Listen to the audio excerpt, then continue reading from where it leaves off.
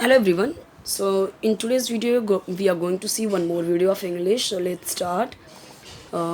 See, these are very simple sentences, and we normally speak like these kind of sentences.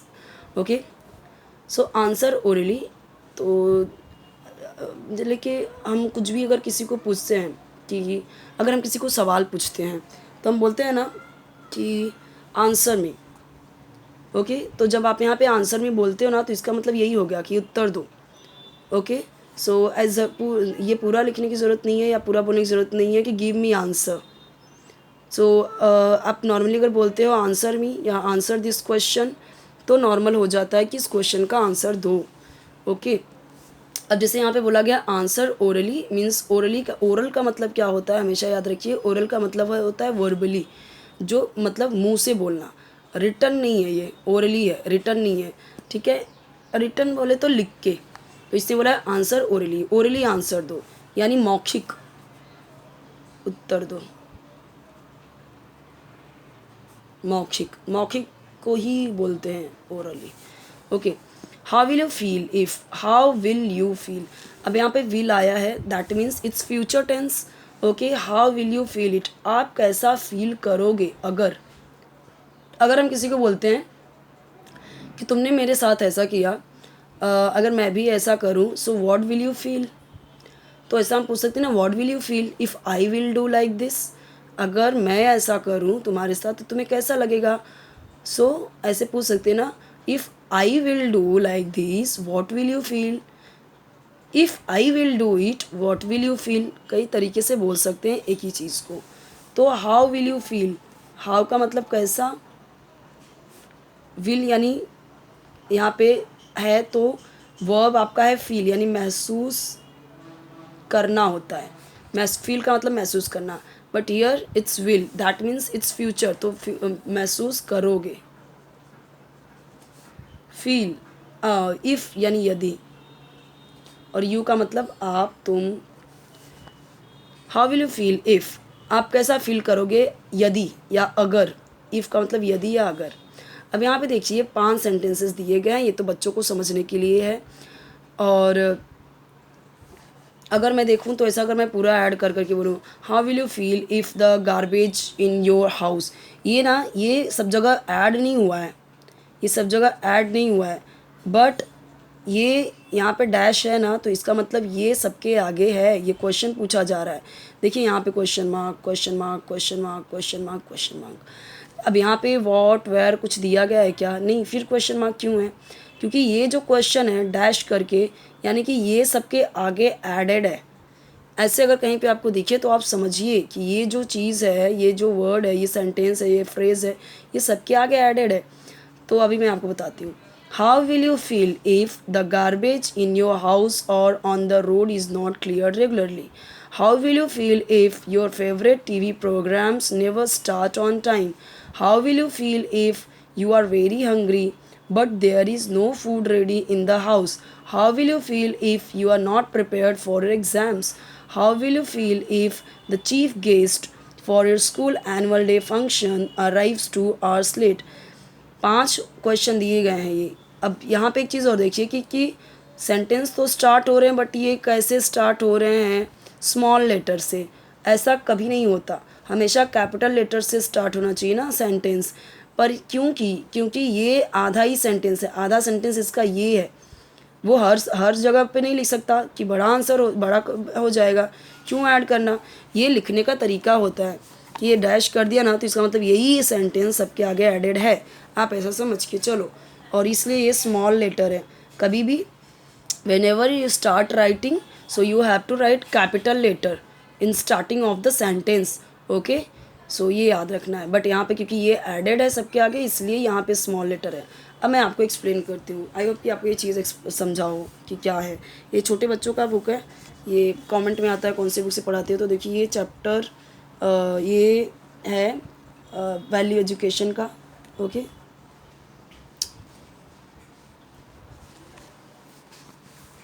Third standard का है ये। चलिए देखते हैं।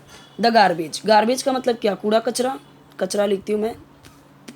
इन योर हाउस, इन यानी में, योर यानी आपके, घर, और यानी या, ऑन यानी पर, रोड यानी पता ही है आपको, इज़ नॉट क्लियर्ड साफ़ नहीं होता या साफ़ नहीं है,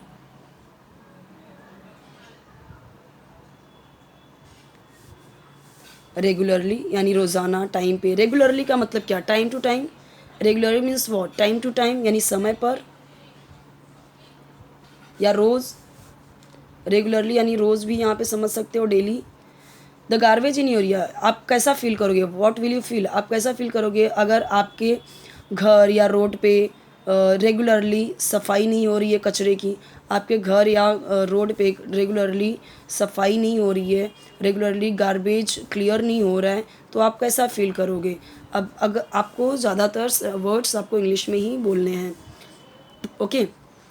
जैसे मैंने यहाँ पे बोला कि अगर आपके हाउस या रोड पे रेगुलरली गार्बेज क्लियर नहीं हो रहा है, so how do you feel, how will you feel if your favourite TV programmes never start on time. आपका पसंदीदा, फेवरेट यानी पसंदीदा, प्रिय, फेवरेट तो नाम होते मेरा फेवरेट कलर, मेरा फेवरेट, तो ये फेवरेट यही है, स्पेलिंग देखिए। प्रोग्राम्स यानी कार्यक्रम, नेवर यानी कभी नहीं स्टार्ट होता, स्टार्ट तो सबको पता है, शुरू। ऑन टाइम, ऑन यानी पर, टाइम यानी समय। आप कैसा फील करोगे अगर आपका टीवी प्रोग्राम टाइम पे कभी शुरू नहीं होता तो। ना how will you feel if you are very hungry, आप हो बहुत भूखे, लेकिन there is no food,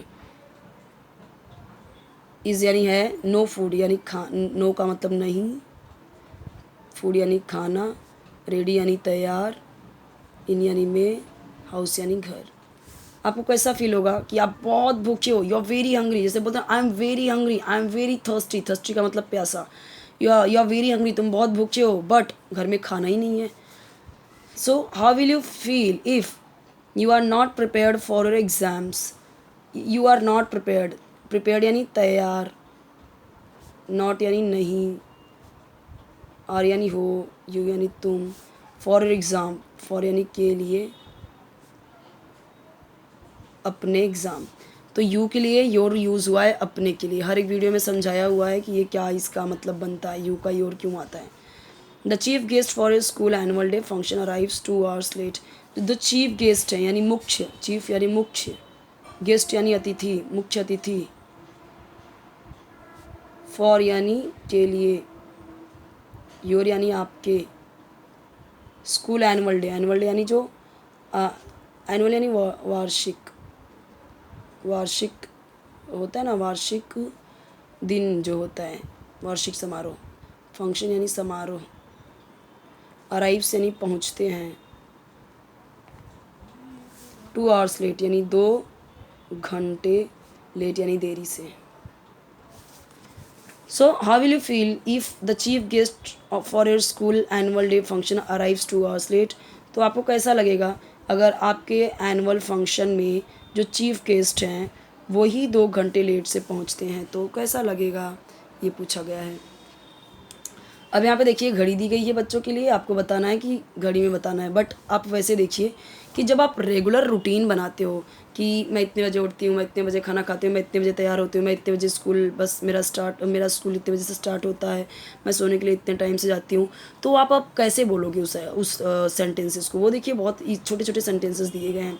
I wake up at, I wake up मैं उठती हूँ या उठता हूँ, वेकअप यानी उठना, एट, एट मान लीजिए आप जितने बजे भी उठते हो, 7 बजे उठते हैं तो 7 बजे लिख सकते हैं, eight 7 o'clock। I wake up at 7 o'clock, मैं 7 बजे उठती हूँ। आई हैव ब्रेकफास्ट एट, मान लीजिए कि अगर आप 10 बजे करते हो, एट 10 o'clock, तो आप कैसे बोलोगे कि मैं 10 बजे अपना ब्रेकफास्ट करती हूँ। I have breakfast at 10 o'clock, बस इतना ही बोलना है, आई हैव ब्रेकफास्ट 10 o'clock कि मैं 10 बजे ब्रेकफास्ट करती हूँ।